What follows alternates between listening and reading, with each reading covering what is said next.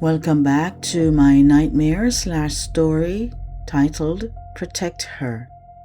Now for chapter 2, Among the Trees. Stories from my nightmares. Close your eyes. Flower came awake with a violent gasp. Sunlight stabbed through the shattered windows, blinding her. She squeezed her eyes shut, hands fumbling clumsily to shade her face as her vision swam. For several long seconds she had no idea where she was or why the light hurt so much. Then she tried to move. Pain tore through her midsection like lightning splitting flesh.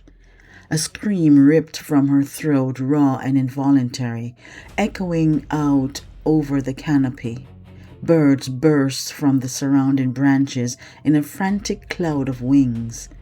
Her cry faded into the forest, swallowed by distance. Panting, trembling, Flower forced herself to look down. A thick tree limb speared through the car, pinning her to the back seat. It pressed hard against her abdomen, wedged beneath her rib cage and above her hips. Blood, some dark and crusted, some fresh and wet, streaked her stomach and thighs. She began to hyperventilate. "Stop! You'll pass out." She squeezed her eyes shut and focused on breathing. In through her nose, out through her mouth. Again. She forced the panic down, burying it beneath sheer will. When she opened her eyes again, she refused to look at the branch. Instead, she studied her surroundings. The car wasn't on the ground. It was caught high in the crown of a massive tree, suspended among thick branches like a broken toy. Below her was nothing but air and leaves. Above her, sky, filtered through swaying green. Miraculously, the Explorer had landed almost level, its tires resting on limbs that groaned softly in the breeze.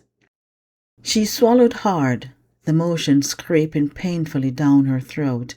It was so dry it felt raw, every breath stirring up a faint burn. Her tongue stuck to the roof of her mouth as the realization settled in, slow and unwelcome.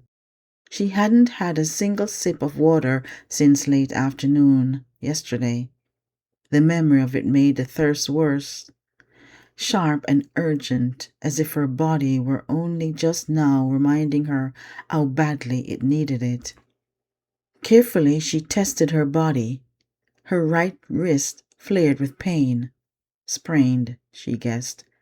Her head throbbed fiercely. She touched her cheek and pulled her fingers away, slick with semi-dried blood. The cut on her scalp burned, but when she probed gently, she knew it wasn't deep enough to kill her. A concussion, she thought, definitely. Her left hand stung sharply, a deep gash splitting the skin across her palm. She would need stitches, but it had stopped bleeding. First aid kit, she thought, back seat. She tried to shift. The branch pressed harder. Her legs were trapped too, pinned beneath the limb and seat. There was no angle, no leverage, no escape. Reality crashed down on her. She started to cry. At first it was quiet, nothing more than ragged breaths shuddering in and out of her chest, tears slipping from the corners of her eyes and soaking into her hair. She tried to hold it in, tried to be silent, but the pressure kept building until it burst. The sobs tore free, loud and broken, ripping out of her like something alive. She screamed for help again and again, pouring everything she had into her voice until her throat burnt raw, until each cry came out thinner than the last. Her voice cracked, then finally gave out altogether, leaving only hoarse gasps behind. The sound of her desperation rolled out over the treetops and vanished into the open air, echoes swallowed by distance, unanswered and utterly alone. Eventually, exhaustion claimed her. Dizziness crept in. Her vision sparkling with fireflies, she lay still, panting weakly, afraid that if she screamed again, she'd never stop. She scanned the car for anything that might help. Her water, her sandwich. She could see them, so close it felt cruel, leaning against the back hatch. What should have been an easy reach might as well have been miles away. The hatch itself was closed, but no longer recognizable as such. The rear glass was gone. The metal twisted and buckled, crushed inward at an unnatural angle. What had once been a simple door was now a warped, dented slab of steel. Her phone was gone. From the back of the SUV, her luggage had fallen through the missing window and was now scattered into the forest below. Turning to reach anything was impossible. Her head swam.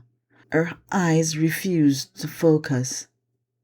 Without warning, her strength gave out. Her head tipped forward, striking the branch across her body. Darkness rushed in. She awoke feeling a chill on her cheek. Disoriented, she reached up, and her fingers closed around something plastic, a water bottle. Confused but grateful, she twisted the cap and drank greedily, barely pausing to breathe until it was empty.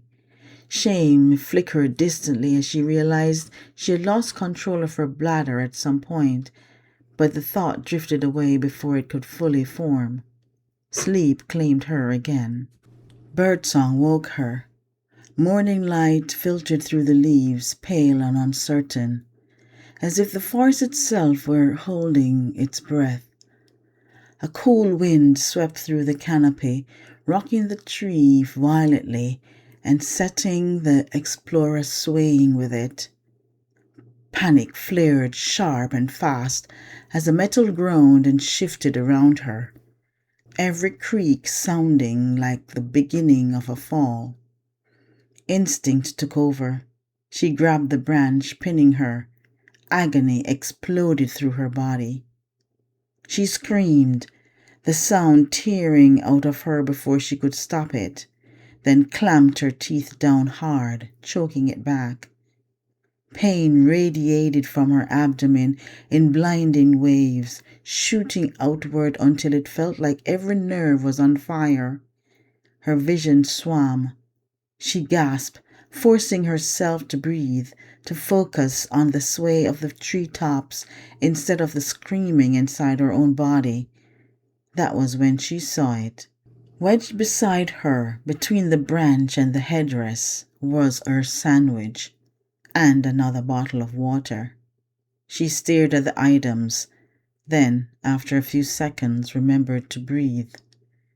For a moment, her mind tried to make sense of it, reaching for logic. She remembered the bottle from before, remembered waking in the dark, lips cracked and throat burning, the sudden impossible relief of cool water against her tongue. She had been too desperate then to question it, too thirsty to wonder who had put it there or how. But this was impossible to ignore. She stared at the food, her pulse pounding in her ears. The back hatch was still twisted shut. She was still trapped, still high in the tree. There were no voices, no movement, no sign anyone had ever been there at all. Her mind refused to process it. Hunger won. With shaking hands, she grabbed the sandwich and tore into it, chewing desperately, swallowing without tasting at first. Relief flooded her with the first bite, spreading warmth through her chest and easing the tight, hollow ache inside her. By the time she finished it, she realized it was the best thing she had ever eaten. She drank the water just as quickly, cool and precious, every swallow grounding her a little more in her body. Only then did the fear creep back in. Someone or something had been there, not once, but twice. They had known where she was. They had known what she needed, and they had left. Flower stared out through the trees, heart hammering, the birds still singing as if nothing were wrong. Suddenly, certain of one terrifying truth, she wasn't alone as she had thought.